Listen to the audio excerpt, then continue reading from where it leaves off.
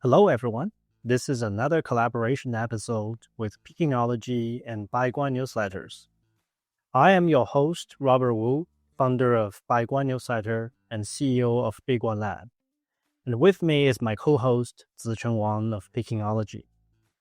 Every week, we as two friends will share our own unscripted views about the top news items of the last week and top things to anticipate in the week ahead.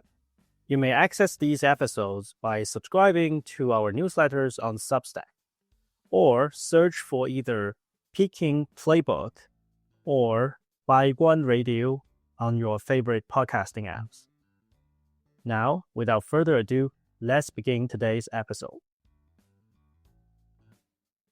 Okay, so Zichen, where should we start? Should we start with, I think, the top news item of last week, that President Xi meeting foreign CEOs? Yeah, definitely. I think it was like the highlight of the China news this week. Basically, I think it was Friday morning, Beijing time. So Xi Jinping met with representatives of what the Chinese authorities say, representatives of the international business community at the Great Hall of the People. It was, several days after the annual China Development Forum, which annually gathers like top CEOs from across the world in the Chinese capital. So I think there were a lot of reports talking about the meeting, which was, let's just say, it's not very usual to have like the head of state in China meeting. I think it was like 36 foreign CEOs from the United States, from Europe, from Japan, from South Korea, and also I think Saudi Arabia and Brazil. So it was like really a feast for them, I guess. Exactly. When was the last time this kind of thing happened? Did it happen before at all? I I think last year, which was also around this time, Xi Jinping met with American CEOs, Yeah. plus Graham Allison of the Harvard Kennedy School. So at the time, Beijing billed that as like American business and the strategic community. Although like at the time, the strategic community was only like one person, Graham Allison of, the founding dean of the Harvard Kennedy School. And this year, like it's more diverse. There were many more European CEOs than American CEOs, and she gave a long speech where the Chinese government will very promptly release the whole text in the evening. And so I think I wrote something about it in the newsletter Pekinology. So basically, I think there were a few things that was quite memorable. First of all, is like Xi began his speech by paying tribute to the numerous benefits foreign businesses brought to China. He was saying like foreign businesses account for 1/3 of China's total imports and exports, 1/4 of its industrial added value, and 1/7 of its tax revenues, creating over 30 million jobs.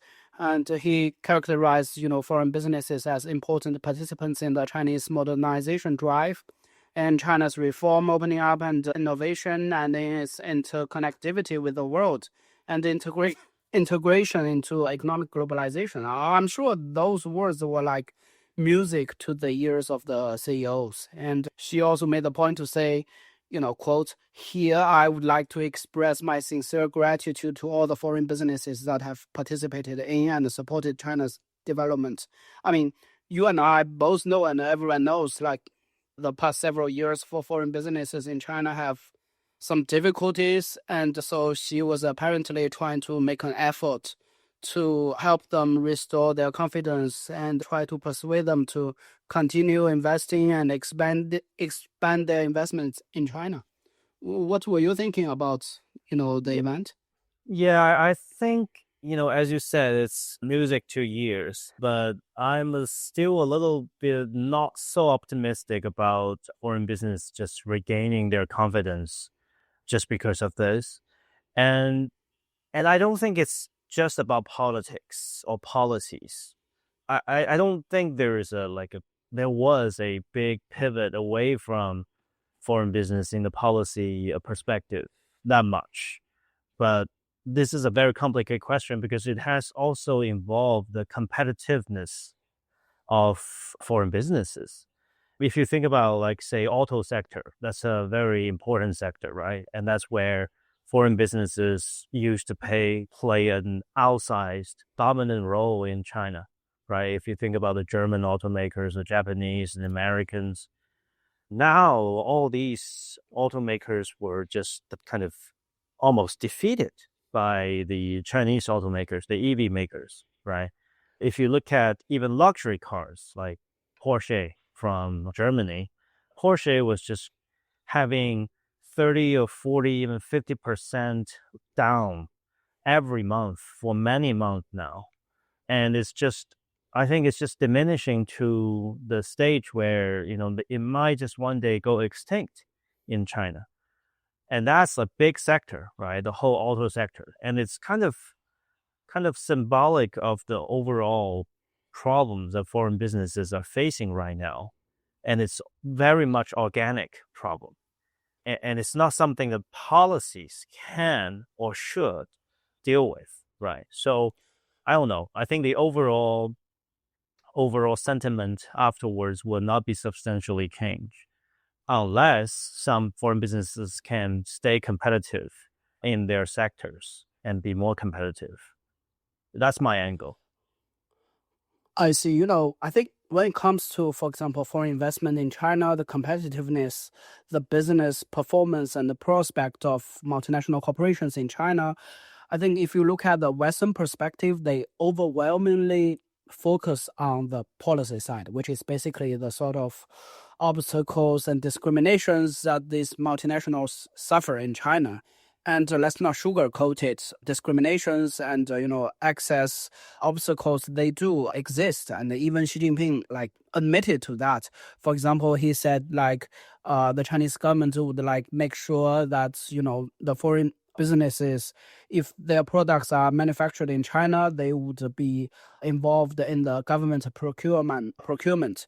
And so I think from the Western perspective, that's where the problem is. But what you have just described is something else, and something I think many foreigners probably do not agree with very much, because they see the rising Chinese competitiveness by its companies as a result of basically protectionism as well as subsidies. So they believe the Chinese government have been subsidizing them and giving tax breaks and giving cheap land and using the state-owned banking system to finance them. That's why the foreign businesses are being sidelined here. But what you were saying just now is that no, it's the Chinese companies have simply very grown better and beat the foreign businesses at its own game, and with EVs as one of the most conspicuous examples. And maybe there are many other industries that are not as prominent as the automobile industry, and in all those sectors, the Chinese innovation, the long hours suffered by all the 996, workers, they translate to, better productivity, lower prices, and taking them together just to improve the competitiveness. So I think these are the sort of debates people talk about. I think what she was trying to do was basically to tell them, politically, the governing Communist Party of China not only has nothing against foreign businesses, but it welcomes them wholeheartedly. And he was trying to basically reassure these foreign business executives, at a time of great uncertainty, when globalization seems to be in halt or maybe even in reverse, the Chinese are still for globalization, for integrating supply chains and industrial chains. And but I guess, when there is a level playground, the competition between not just, Chinese companies and American businesses or European businesses or Japanese or Korean businesses, these issues will have to play out basically by the companies themselves.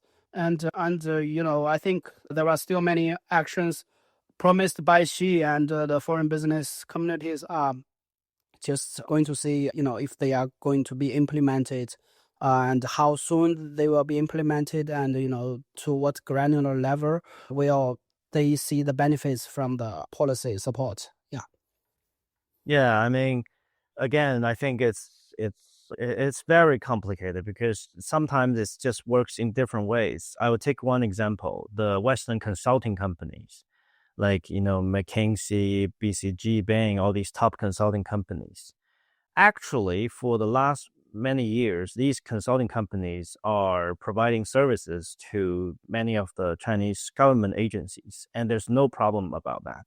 There was, if there's discrimination, is actually discrimination against local firms, because the governments would trust these bigger names better until, if you remember, I think last year somewhere, I think in New York Times or Wall Street Journal, I think it's New York Times, there was a report basically saying, oh, all these American consulting companies are helping Chinese Communist Party to do this and do that. And in a sort of expose of this whole thing. And you know what happened? Those consulting companies, they would just like have to give up this business. Not because the Chinese government restricted, but because of, back at home, it becomes an issue. So how can you help the CCP by giving them the whatever advice and all that. Yeah, I mean, so I just to me though, I mean that's why I think this is all just part of the bigger problem, bigger dynamics, and there was not, to my eyes, just from where I'm standing and what I see, it doesn't used to be have so many problems in the first place. And so whatever ways to so-called to remedy the problems will also not be that impactful. And the underlying problem, first, whether foreign business can stay competitive. Second, U.S.-China competition, whether it will be normalized. These two I think are the biggest obstacles, not the other way around. And if there's any policy, domestic policy discrimination, it goes in different ways. It goes in both ways. Just give you one more example. The local governments in China now, if they are allowed to give subsidies, they actually prioritize giving subsidies to foreign capital because that's the KPI. There's a bigger KPI. They have a stronger incentive to have foreign investors, foreign companies coming into their places than domestic. And so what is that? That is discrimination? Yes. But that's discrimination against local firms. So it's really hard to say, there's as you said, the perception is all about, Chinese government is discriminating against foreign businesses. But, just from what I see, I don't have exact statistics, but from what I see, at least it's not the whole picture. It's a mixture of many things. I mean, one background like people tend to, I guess, forget is that, since China's reform and opening up in the late 1970s, up until now, I think days are difficult for many multinationals in China in the past few years. But before that, they've been making huge money, right? Exactly. They were making a lot of money, and yeah, and people tend to forget about the good things and just complain about the problems in front of them, and that's just very natural. There is nothing wrong about it. People do it on a daily basis. And from the Chinese perspective, I guess what you just described, that local governments are now prioritizing attracting foreign businesses, is also, I mean, there must be some sort of like centrally directed policy in response to the falling FDI. And I mean, at least I'm comforted in the news that Beijing sees like continued opening up to foreign businesses, and in the process also using them as like a link, a bridge to to bring China and the rest of the world closer together. I think that's a positive development. And I do also want to mention one thing. I think we have spent like 18 minutes on this already, is that Xi Jinping mentioned that to the CEOs that China will stick to the peaceful development road, which in my, I don't know, super sensitive reading is like a hint at China will not just go out to make trouble, and it will try to create a peaceful and facilitating environment. Because let's be frank, for many of these multinationals, especially in the aftermath of Russia's war in Ukraine, like their nightmare scenario in China is like the war in Taiwan or maybe South China Sea. And, and maybe they would have to pull out if anything unfortunate as that happens. So I think like she and China was trying to send a signal, at least we are not going out to actively provoke anyone or, find any trouble. So I think that was like also part of the reassurance. Yeah, I think so too. So I remember there are many events this week of these high level officials, I mean, where high level officials or retired officials attended. There was also this one in Boao in Hainan Island, right? Yes, that's correct. So let's just recap a little bit. Typically in the Chinese political calendar, the beginning of March is as busy. It is marked by the annual legislative sessions of the National People's Congress and the Chinese People's Political Consultative Conference, CPPCC. So usually a few days after those two sessions wrap up comes the CDF, China Development Forum in Beijing. And typically, immediately after CDF, there is this Boao Forum for Asia in Boao. Is the name of a place in southern Henan province, where it's like very far from Beijing. So it's more about, I guess, more dynamic issues, including social issues and also business issues, but not so much about politics. And the guests at Boao Forum also talk about many of China's internal challenges. Every year, I think there is also a senior Chinese leader who will attend to go to Boao, and this year, the person who went there is vice premier. And so I think what caught my attention among the various, I think it was 3-day event at Boao, was like there was a session with the attendance of the former central bank governor Zhou Xiaochuan and the former China's top banking regulator Guo Shuqing and several others at a session which talked about China's pension system. And that was like very important because obviously, China is aging, and as in many other countries, whether your pension system is sustainable, it's a long-term structural challenge. And there is also in China today a huge inequality problem because many poor farmers, they get a pension from the Chinese government, which is basically like 100 or 200 yuan, which is like 30, 40, 50 US dollars, which is really, really very little. And the second category of basically Chinese private sector retirees, like their average pension from the national system is like, I think 3,000 yuan, which is about 400, 500 US dollars.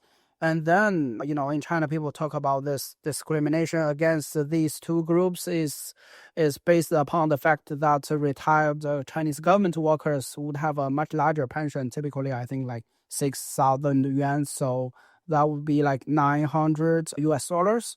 And that was also mentioned in the session at Boao Forum. I'm talking about this because I published a newsletter in Technology about it, talking about like there are many increasingly more voices in China from former government officials, relatively senior government officials, as well as academics, calling on Beijing to basically give more subsidies to the lowest rank of retirees, which is basically from farmers, to increase their pension from like 200 yuan to probably like 900 yuan or 1,000 yuan, which is like 150 US dollars. There are growing calls for that to happen.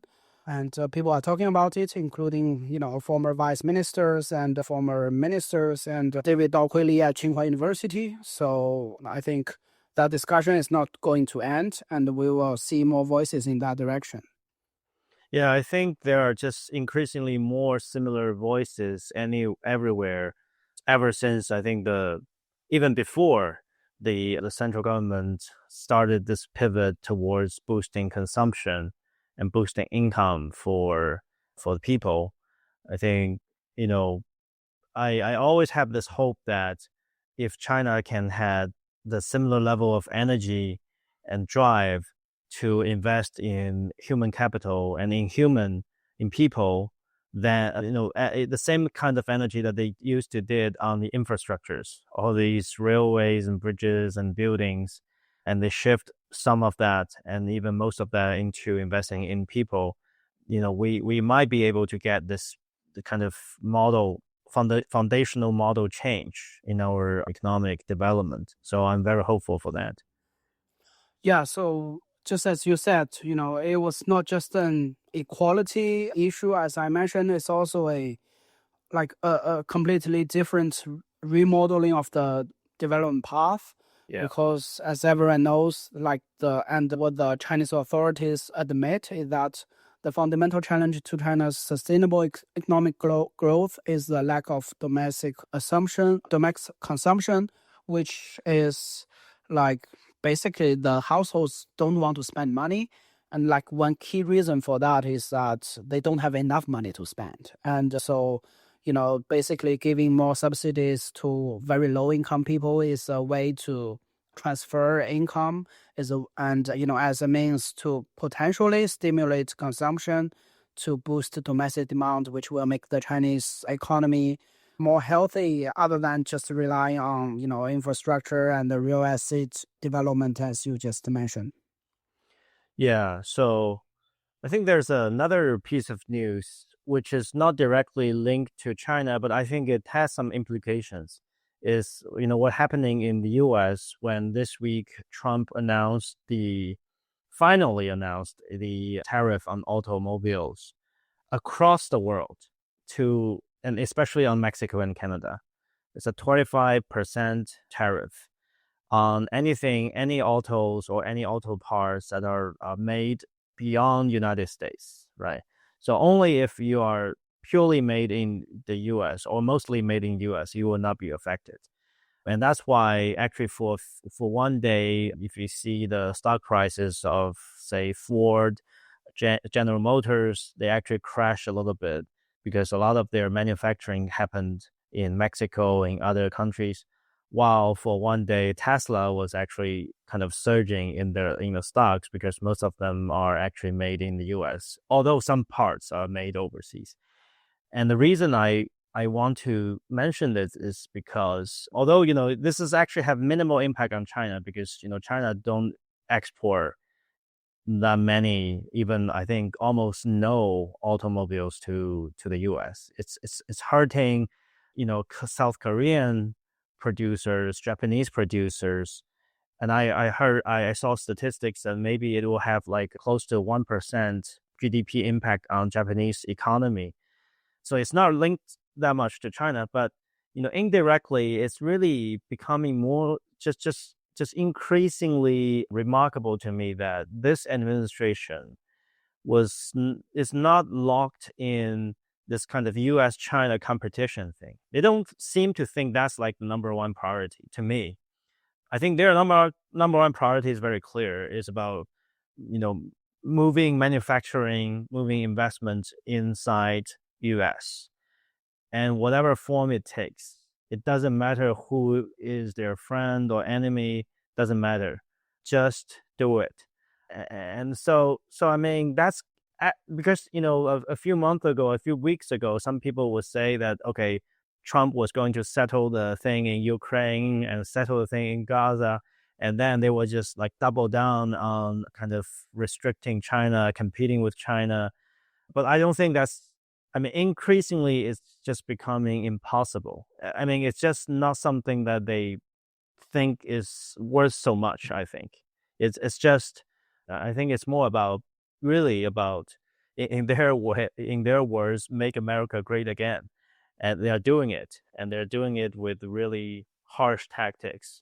Whether it will work is another separate issue, right? But here, I just want to comment on the indirect implication for China, which I think is not bad news for China in this sense.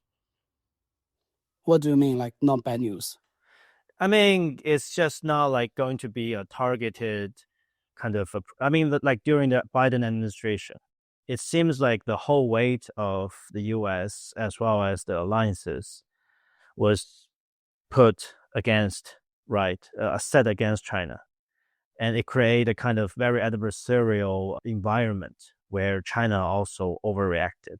And then there was like a spiral of kind of adversarial kind of, spirits. But now it So was, it was basically, more chill, right? yeah, so basically Beijing can rest in the comfort of the thought that, wow, the US is doing this to everyone, right? It's not just us. It's Canada, it's Mexico, it's Denmark, neighbor. Denmark, Greenland, right? Yeah. Like it's everyone is treated very fairly. And yeah, I think there is also some news I think in China about the automobile industry as well. Is that I think it has been announced that the SASAC, the state-owned enterprise, the central level SOEs regulator, state-owned enterprises regulator, is going to basically consolidate the SOEs in the automobile industry. I think that's really a development which speaks to the fact that, basically in the past, when, before the age of EVs, it was joint ventures. So Mercedes, so, Ford, so Toyota, they came to China, they partnered with a Chinese car company, and they were overwhelmingly, if not universally, all Chinese SOEs. And these joint ventures, they sell foreign branded cars and make very healthy profit. But since the Chinese EV makers enter the game, the whole picture has been the whole game has been upended. Is now because almost all the EV makers are like Chinese private companies, like NIO, like Xiaopeng, like, Geely, like BYD, they are all Chinese private companies. So it's not just the foreigners that are suffering, it's the SOEs, they are suffering as well. And it's, in my description, it speaks, it's a victory of free enterprise in China, huh? Like the SOEs, despite the profits that they enjoyed for decades, despite the political advantage they have, like they would have easy access to bank loans. Like none of them, I guess, maybe not none of them, like most of them haven't been able to do well in the new age. And this is actually, I think many Westerners probably, haven't thought about this from this angle. It's like, well, if the Chinese were really like protecting, like, subsidizing, then why did all these state-owned car companies, like they are also going extinct, huh? Exactly. I was just trying to say it. I mean, if the argument goes that the China's EV industry was successful because of government support and subsidies and all that, exactly, then the SOEs should be the one that are taking the throne right now, not BYDs, not NIO, not Xiaomi, right? But I think it's just, sometimes I think it's because the US, the Western automobile industries have been heavily subsidized already. So when they think about this thing, they they kind of project their own practice onto China, which create this wrong judgment. And then their answer would be to even subsidizing their sectors even more and closing the door and hiking the tariff, which is wrong. I think if they want. What do you mean by? Can I ask what do you mean by like the Western government subsidies to Western car makers? Yeah, I mean, if you check the books of Ford and General Motors and all that, subsidy is actually a big part of them. And if you take, 08, 09 financial crisis, it was actually the federal government that was essentially saving the General Motors, right? It actually went through a big bankruptcy, and then there was this like big loan from the government, basically help them to stay afloat because it makes sense, right? Because there are so many automobile manufacturing districts who have all the votes. So the government respond to that and becomes this kind of parasitic relationship between government and businesses, right? And now with the tariff in automobile, it's another ways to protect the industries. But my point is, if they really learn from China's model, they should do something different, which is joint ventures, like force Chinese automobile companies to they should Germany in America, huh? Yes, they should be open, and they should have sensible ways to make sure they stay competitive. So they should be open, and they should allow competition, and they should let competition win. provided that the stronger ones, they have their plants, their manufacturing inside US, right? So I mean they should do all they can to make that environment. But if they just subsidize on the one hand and have tariff on the other, the only end result will be there will not be any globally competitive automakers from US in the next decade, because subsidies and all these government actions are bad for competition, are bad for competitiveness. That's just simple, you know, lessons of capitalism, simple lessons of economics 101. So I don't know. I think it's a matter of hubris. I think that they still think that they are somehow at the top, and just by protecting themselves, they will stay at the top. But to be honest, they're not at the top now. They actually have some catching up to make, and overprotecting themselves will not help them to play this catch up game. Yeah, talking about the Americans, I think like one thing that did like went a little bit viral in China, and at least on Chinese social media, was this American YouTuber. What's the name? I show Sweet. speed. Okay, I show speed, who has like 37 million followers on YouTube. Well, I'll be the first to admit, before this week, I've never heard of the person. Like, Me too. I'm Me sorry. too. I'm sorry. I'm just too old. And yeah, he apparently came to China. He visited Beijing. He visited like Shanghai. He went to, oh God, Shaolin Si, right? Shaolin Yeah. Temple Yeah. in central China's Henan province. And he was like live streaming hours after hours after hours. And wow. And a lot of people apparently watched the live streaming. And I think I saw someone was commenting that if it were like designed or masterminded by the Chinese authorities, then whoever like came up with this idea and executed this idea should get promotions. And I mean, it was indeed quite interesting. Like, well, again, I have to confess, I don't see too much fun from the videos, but I do see a very genuine, like open and warm personality who is like very open-minded to something entirely new and tries with everything, and trying to talk to people, meet friends, and try to play what the Shaolin monks was doing and in those mountains in Henan. And but I guess, do you think like maybe at least some part of the activities was staged, right? It can't all be like spontaneous, right? I don't know. Yeah, it should be a mixture. I really don't know, and I think this is a very generational thing, which is really interesting. In my company, I ask, because our company we're mostly young people, but then there's a distinction between the young people, right? There are the one who were born in the 90s, and there are now one born in the 21st century, the 00后, the post 00 generation. And I found this guy, I show speed, is kind of the dividing line between these two group of young people. So basically, the one who was like in their early 20s and maybe or even 19-year-old something, they knew about him. But the one who were born in the 90s, including me, but also including someone, born in 1997, 98, they just never heard of it, never heard of him as well. So it was a very generational thing, and it was a really young generational thing. It's the it's like what they call Generation X, or something very new generation. The generation that was born with mobile phones, smartphones.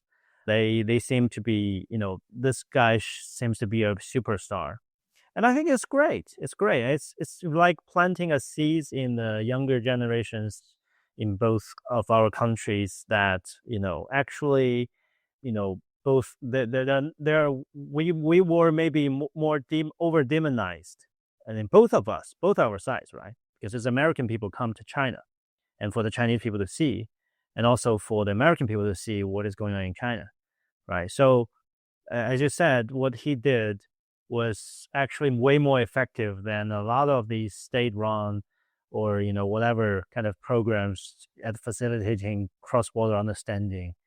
It's actually way more important, to be honest, than what we do, right? You and me. the I do. yeah. Yeah, I mean, he has a huge platform, 37 million followers. Wow, I can't even imagine. And Yeah. I think it's also very helpful that, but how should I put it? Is that he's African American, and to be brutally honest, when the Chinese people think about China-US exchanges, they don't typically think of African Americans. That's and when you really go to these conferences, these programs, you just can't see many African American faces. And for example, when you talk about China hands in America, it's difficult to find African American experts working on China, but I mean there are a few. For example, there is a professor who is at Princeton University. She is on sabbatical. But yeah, I think like to have African Americans come here and show to not just its American audience, but also people from across the world, and for the Chinese people to see, to embrace, to interact with an African American superstar. That's something very good, and that's something in short supply. And I mean, he seems very energetic, and yes, quite energetic. Yeah, that's good. That's good. So, what else do you want to talk about to cap today's talk?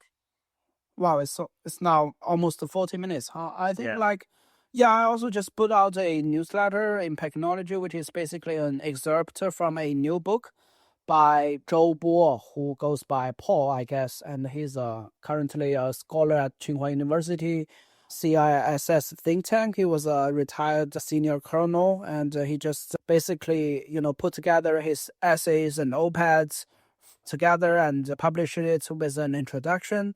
The book is called Should the World Feel China? And I have a exclusive excerpt from the book and in Technology. So Technology, and you can pre-order the book from Zhou Bo. I think he is like maybe the most high profile, or let's say most frequent commentator with internationally in English with a Chinese military background, and he has been all across like Financial Times and stuff. And he really made some interesting points in the introduction part of the book. For example, I'll just mention one thing and we can quickly wrap up. He says the way to stop a war from happening in the Taiwan Strait is for the Americans. He would advise the Americans to let the Chinese believe that a peaceful unification between the mainland and the Taiwan is still possible. Let me repeat, to let the Chinese believe that the peaceful reunification is still possible. That's like a former senior Chinese military officers who has been speaking English for many years. That would be his advice to the international community of, how to preventing a war across the Taiwan Strait. And he also mentioned that he would really hope for the Chinese military and the Chinese government to continue to exercise caution, to exercise caution in the use of force.